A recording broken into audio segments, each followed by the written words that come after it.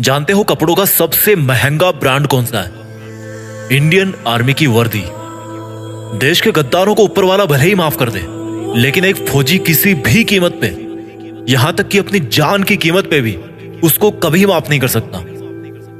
करोड़ों कमाने वाले भी ये वर्दी नहीं कमा सकते।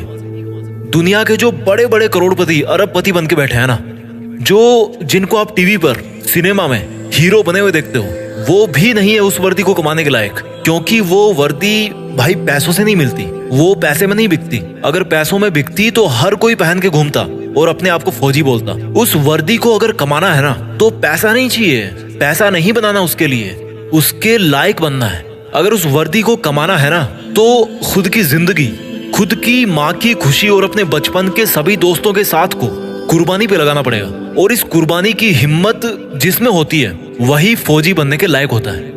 अगर इस वर्दी को कमाना है ना, तो खुद को हर मोह माया से बाहर निकाल कर आग में तपाना है। कितना बड़ा दिल होता है उस माँ का जिसका बेटा या बेटी डिफेंस में होते हैं। कुछ पंक्तियां बोलना चाहता हूं मैं उन सब खुश नसीब और हिम्मत वाले युवाओं के लिए जो अपने आप को उस वर्दी में देखना चाहते हैं कि ये आग जलती है तो जलने दे, ये आग जलती है तो जलने दे, माँ अब मुझे तू फौजी बनने दे।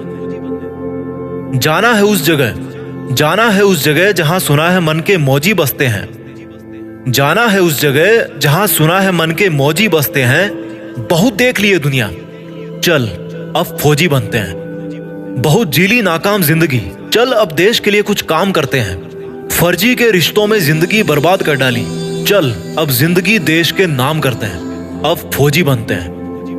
ये सरहदें पुकारती मुझको है, ये आतंक की बदबू ललकारती मुझको है। जब लिपट जाऊं तिरंगे में तो मुझे आबाद कहना, जब लिपट जाऊं तिरंगे में तो मुझे आबाद कहना। मेरी माँ पल्लू में छिपी हंसी तेरी बहुत प्यारी है, मेरी माँ पल्लू में छिपी तेरी हंसी बहुत प्यारी है। जब लिपट जाऊं तिरंगे में तो मुझे आबाद कहना, मेरी माँ पल्लू में छिपी हंसी तेरी बहुत प्यारी है। इसलिए मुस्कुराते हुए अपने लाल को गुड बाय कहना। ये मोबाइल के स्टेटस देख देख के थक गया हूँ, बन जाऊं मैं भी एक दिन सबका स्टेटस, खुद के इसी वादे में बंध गया हूँ। माँ के आंचल की खुशबू तो वैसे फीकी होती नहीं कभी, पर उसमें थोड़ी सी मेरी वर्दी की खुशबू भी मिला दूं ना, तो दोनों जहां यही मिल जाएंगे मुझे। और अगली दो लाइन उन लोगों के लिए बोलना चाहता हूँ जिनको लगता है कि बॉयफ्रेंड गर्लफ्रेंड के अलावा इस दुनिया में कुछ होता ही नहीं है। तो भाई कान खोल कर सुनो मेरी बात। बेवफाओं की इस दुनिया में हम कभी वफा ढूंढते थे। ये एक फौजी की तरफ से लाइंस आपके लिए कि बेवफाओं की इस दुनिया में हम कभी वफा ढूंढते थे।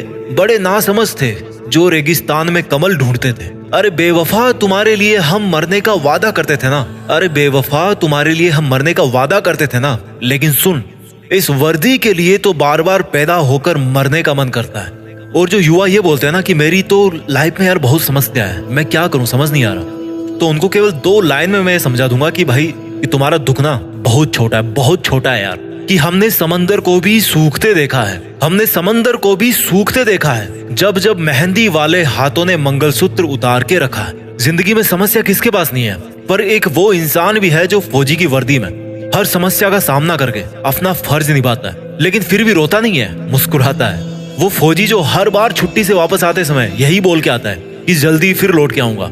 लेकिन ये किसी को नहीं पता होता, उसको खुद को भी नहीं पता होता कि वो फिर जल्दी कब आने वाला है ना हिम्मत, है ना हिम्मत। मैं जीत फिक्स के मंच से उन सभी फौजी भाइयों को सलाम करता हूँ और उन पोटेंशियल यूथ को मोटिवेट करना चाहता हूँ जो फौज में भर्ती होने का सपना अपने मन में ठान चुके हैं। क्योंकि दुनिया में देश का नाम करने का इससे बेहतर कोई दूसरा तरीका नहीं हो सकता। मैं सैल्यूट मारता हूँ फौजियों को जो एकमात्र रियल हीरो है इस कंट्री के। फौजी एक तरह के हीरो नहीं है, वो एकमात्र रियल हीरो है। सैल्यूट, जय हिंद, वंदे मातरम।